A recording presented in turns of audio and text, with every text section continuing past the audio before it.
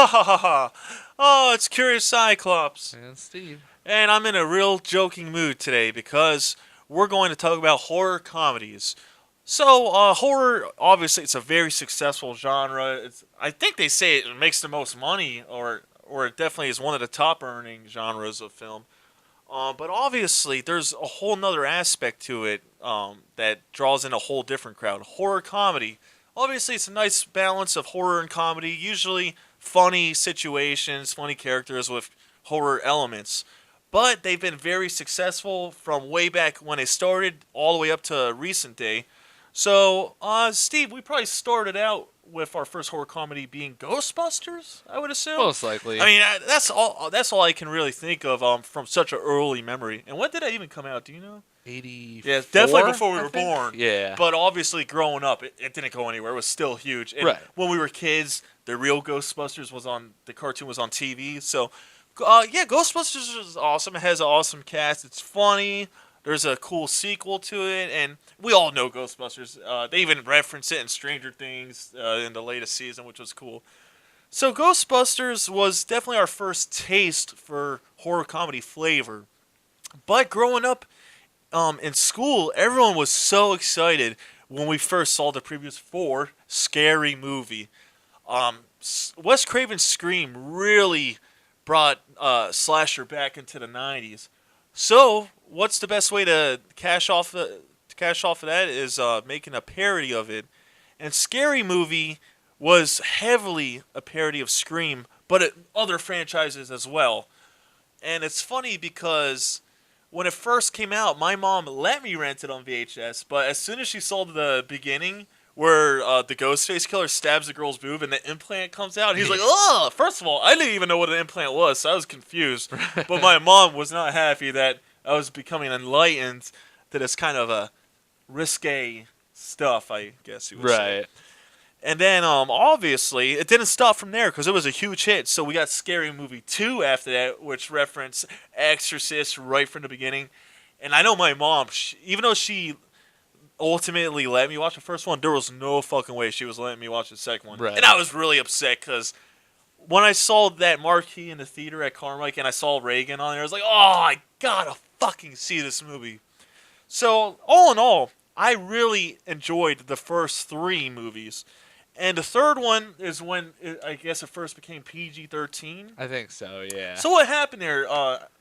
It got handed over to some other people, or Yeah, I think the Wayans brothers and their creative team that was kind of behind the first two sort of stepped away, and it got handed off to become, especially because it was getting so popular, Yeah. they wanted to mainstream it as much as possible. when's the last one that you actually watched? Ooh. I might have seen them all, but Really? I don't remember five like at all. There's only five I at think this there's point only five. still? Yeah. Didn't you say the original creators of Scary Movie ended up doing a haunted house way Oh later? yeah. That looks so stupid. I haven't even watched it. But Yeah. It was basically just Scary Movie, just retitled. okay, well, oh yeah, and they had the Paranormal Activity Right. reference. Okay, I remember bits of the previous, but yeah, Scary Movie 1 and 2 I really liked. 3 was okay, and to be honest, I couldn't even tell you about 4 and 5. I can't even recall if I ever saw them. I don't think I Yeah, did. I think four's like main, because you know how they all had like sort of an overarching Yeah. like story. Four's was kind of like a War of the Worlds parody. Really? Yeah, where like iPods and shit were like coming to life, attacking people and stuff. I think. That sounds very stupid. I'm pretty sure that was four. At That doesn't least. sound very funny to me. Yeah. Well, I can't say I will be rushing out to see those last two, but I did enjoy the first three. Oh yeah. But again, when we were kids, this was probably the biggest horror comedy that was out at all. The first one was definitely in the '90s, right? No, actually, it was the 2000s by then, right? Yeah, probably. Really early 2000s. It had to be. Yeah. Because I'm trying to remember, was I in elementary school or middle school when they came out? It's hard to remember. You know, Yeah. it was a long time ago. But yeah, Scary Movie and Ghostbusters were some really early impressions. I have another cool memory. When I was in middle school, sometimes our teachers would play a movie on an off day or whatever. One day, my sixth grade social studies teacher popped in Abbott and Costello Meet Frankenstein, And it blew me away because I already loved the Universal Studio monsters, so I didn't know that they showed up in other films other than their own.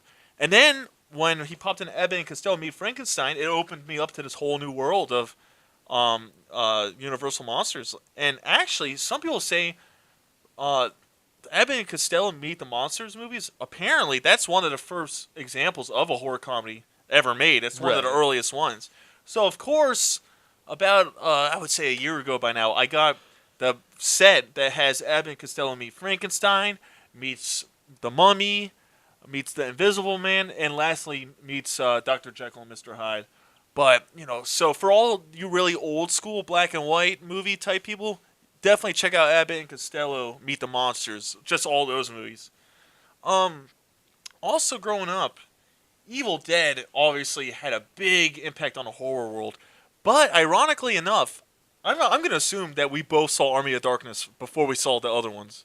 Is that Yeah, true? I think so. That's definitely my case. When I saw Army of Darkness, my friend was playing it on cable, and it freaked me out. Even though there's a lot of funny aspects to it, but from after I saw Army of Darkness, I went backward and checked out the other ones. But Army of Darkness is so funny, tons of slapstick, heavy influence from the Three Stooges, as you'll even hear in documentaries about the making of the film. Two, Evil Dead 2 started to introduce comedy into it, but Army of Darkness, the third one, went full on out. Right. But that was more action than comedy, I would say, with some horror elements. But Yeah. it's just a solid horror flick. So, what are some that you like? Well, I think there's two from kind of around the same like teenage sort of era of like scary movie. Idle Hands was a Oh, huge with one. the hands. Yeah, the hand just running around, and then you got the two dead friends that are Yeah. funny. Yeah, that was a good one. And that was like always on like Cinemax or like one of the movie Even channels. years Like, later, for some reason, it stayed on cable. Even I could have sworn even around Halloween they used to play it. oh, I'm sure. So yeah, but it kind of fell into obscurity at this point. I would say. Yeah. I mean, maybe it'll. I don't think it officially became a cult movie quite yet, but maybe it's working on its way Yeah, there. maybe. I mean, it does have its fans. There are a Oh, lot for of sure. fans. That's for sure. And then I think it was a little after the scary movie period, but still like mid 2000s. It was after Super Troopers came out. The Broken Lizards guys' next movie, Club Dread, Hmm. was like Which a, I'm aware of. I just never saw it. yeah, but- it's good. I really like it. It's like your slasher on like some sort of resort island that's just like going around killing people, but he's kind of similar to like the I Know What You Did Last Summer, like the big like slicker like pulled over the face so you can't see who it is, stuff like Does that. he have a specific weapon or just whatever he can I get think his it was a hands on? machete, but I could be Oh, wrong. okay. It's been years since I saw it. All right. Well, yeah, I always have wanted to check that out because even my friends that are really serious about horror, they like that movie. So, Right. I definitely know that I got to watch that. That has to be on my horizon soon. Yeah. Um, and something else is what my cousin David, when I was about 18, I think 16 or 18, but one day he brought over the Toxic Avenger. I had no idea what it was. The title sounded so dumb I didn't even want to watch it. But when I saw it, I was surprised. There was moments where I was truly creeped out, because it was horrifying, because it's really graphic at times and it's really dark. And then there's montages where Toxie and his girlfriend are playing in the junkyard, playing accordion, where it's funny. But seriously, they perfectly mix gruesome horror with just straight up comedy. And this isn't only Toxic Avenger. I would say this represents trauma kind of as a whole. Oh, definitely. When I think trauma, I think horror comedy. That's typically what I think. But Yeah. they had so many gems. And I know you and me. Well, the first one you saw with me that came from trauma was Poultrygeist, Yeah. right? And that one is, oh my god, I was laughing literally to tears when I first saw it for the first time. And it's funny because when I tried showing it to my oldest sister and her boyfriend at the time, they were offended within the first 5 minutes to shut it off. It was so cool. That movie, it cracks me up when people know about that movie because it's not a very super mainstream movie. Yeah, no. My buddy Keith, I don't know how we got bringing it up, but I mentioned the movie. We might have come across it on Netflix or something, and he quoted it, and he was like, "Oh, Arby, I want to fuck your fanny." I was like, Oh "Dude, you know god. that movie?" I want to fuck your fan. I want to. Yeah, dude, I love Poltergeist. Very, very funny. So, if you're looking for a newer trauma film for horror comedy, definitely watch Poltergeist. Yeah. It's very good.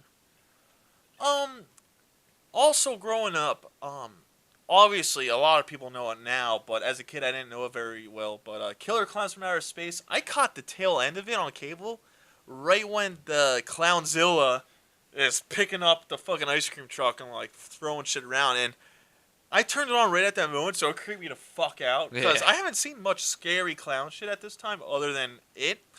But when I got my hands on it officially from a video store, I fell in love with Killer Clowns. And to this day, I think it still is, even though it's really pure comedy. There's still a lot of creepiness to it, Oh yeah. like creepy aspects, like the people in the cotton candy pods and all that. But that's another great example of horror comedy. So, any other ones that you liked? Um, well, to go like more modern, I guess, to knock out the two like big zombie ones of the past couple of Yeah, that's years. right. We got Shaun of the Dead, obviously, Mhm. and then Zombieland were both like huge hits. Mhm. I saw Shaun of the Dead when I was a kid, but I don't know why. It was hard for me to get into. I probably just didn't get the humor at the time. So Yeah, I'll probably get it more now as an adult. it's that like odd British humor too. And Zombieland, I remembered enjoying it, but I saw it in a theater and fell asleep accidentally after like 15, 20 minutes probably. Yeah. But yeah, I know those get a hell of a lot of praise, Oh, especially yeah. for modern ones. And even though we are getting closer to the holidays, and even though I'm saving this for a Christmas special, I will bring up Gremlins. That's one of the funniest horror comedies you can find out there. And why is it so funny? It's because of the puppeteering. The puppets they're so animated, they have such personality, and a lot of them are goofing around just fucking off because they're gremlins. They're just causing a ruckus. So, Right. there's a lot of laughs to be had in there, and especially in part two with the gremlin that puts on the green wig and she's like putting on lipstick and like who knows what she's doing around the city, but that was another really fun one. But yeah, horror comedies, I'm not the craziest about them, but as you can tell, I lean more towards the older stuff versus more Right. modern. They're very hit and miss, I think. Like there's been only one really good horror comedy in the last couple of years that I can even think of, and that's that movie Gravy. Dude, I did enjoy that. TJ actually loaned that to me a little before Halloween, and I loved it. Yeah, it It was was awesome. funny. It was like super weird, and I feel like it's really kind of indie that like a lot of people don't necessarily know it, so it doesn't I get never the heard of it until TJ loaned it to me. yeah. Even I just randomly picked it up at Walmart because I saw it there, and I was kind of sucked in by like the one actors from It's Always Sunny in Philadelphia. Yeah, And he was funny in that movie. yeah, He was really crazy. and the director of the movie he used to do the show Psych on USA. He was like the main character on that show. So I was like, oh, I didn't know he directed movies. I guess I'll check that out. And I loved it, dude. It was awesome, and my favorite character, hands down, was the chef. Holy crap! Like even in the most brutal situations, he still was giving, talking back, giving some lip. Yeah, But he was awesome. To me, he made the movie as great as it was. right. But the whole plot was definitely original, at least for Gravy. How every Halloween they engage in like these cannibalistic rampages. Like, it's Yeah. pretty cool. Yeah, it was awesome. Yeah. So I guess any other horror comedies on your mind? Not that I know Yeah, I of. mean, I guess those are some of our personal favorites. There's a lot more out there. Some are hits, some are misses. But tell us, what are some of your favorite horror comedies? All right, well, I guess that's gonna wrap it up. So, ha ha ha. Thank you for watching, Kurious Cyclopes. And Steve. All right, thank you for watching Never Sleep Again TV.